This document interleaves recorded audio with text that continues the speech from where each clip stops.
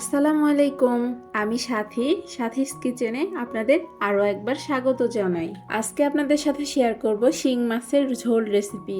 ঘরে থাকা সাধারণ কিছু উপকরণ দিয়ে শিং মাছটাকে কিভাবে অনেক বেশি টেস্টি করে রান্না করবেন সেই রেসিপিটি নিয়েই আপনাদের মাঝে হাজির হয়েছি। শিং মাছগুলো কিন্তু অনেক বড় দেখতে ছিল। মাছগুলোকে মাখিয়ে রাখার জন্য আমি এখানে দিয়ে দিচ্ছি পরিমাণ মতো হলুদের গুঁড়া, পরিমাণ মতো মরিচের গুঁড়া, আর দিয়ে দিচ্ছি পরিমাণ মতো লবণ। আর এবার দিয়ে দিচ্ছি হাফ টেবিল স্পুন রসুন বাটা, হাফ টেবিল স্পুন জিরা বাটা এবং হাফ টেবিল স্পুন আদা বাটা। মশলার পরিমাণ আপনারা আপনাদের টেস্ট অনুযায়ী দিবেন। সবগুলো উপকরণ দিয়ে মাছটাকে আমি ভালোভাবে মেখে রাখবো 10 মিনিটের জন্য। এতে করে মাছের ভেতরে মশলাগুলো কিন্তু খুব ভালোভাবে ঢুকে যাবে। এটা মাখিয়ে নেওয়ার পরে আমি রেখে দিব এক সাইডে 10 মিনিটের জন্য। 10 মিনিট পরে ফিরে আসছি। রান্নার জন্য একটা কড়াই চুলাতে উঠিয়ে দিয়েছি। কড়াইটা গরম হয়ে আসলে দিয়ে দিলাম পরিমাণ মতো তেল।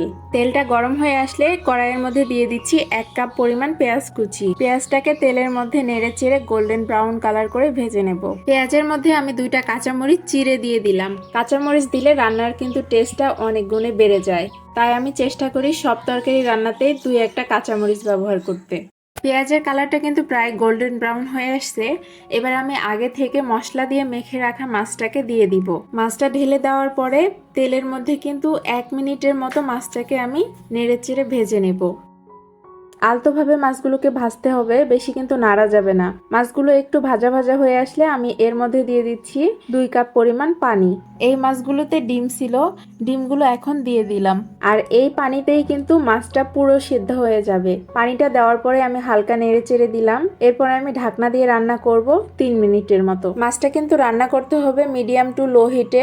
খুব বেশি জোরে জাল দেওয়া যাবে না, তাহলে মাছের ঝোলটা কিন্তু খুব তাড়াতাড়ি টেনে যাবে আর মাছগুলোও সেদ্ধ হবে না।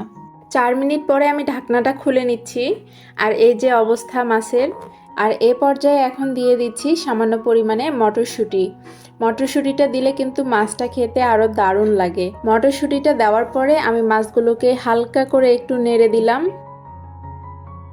নেড়ে দেওয়ার পরে আমি আবারও 4 মিনিট ধরে ঢাকনা দিয়ে রান্না করে নিব। 4 মিনিট পরে আমি আবারও ফিরে আসলাম। ঢাকনাটা উঠিয়ে দেখিয়ে দিচ্ছি আপনাদেরকে। মাছের ঝোলটা অনেকটা কমে এসেছে আর মাছগুলো সেদ্ধ হয়ে গেছে। এই পর্যায়ে আমি চুলাটা বন্ধ করে দিব, কারণ তরকারিটা যখন ঠান্ডা হয়ে যাবে তখন কিন্তু মাছের ঝোলটা আরও একটু টেনে যাবে। তাই আমি এখনই চুলাটা বন্ধ করে দিলাম। মাছের তরকারিটা ঠান্ডা হওয়ার পরে আমি দেখিয়ে দিচ্ছি ঠিক ঝোলটা দেখুন কতটা কমে এসেছে।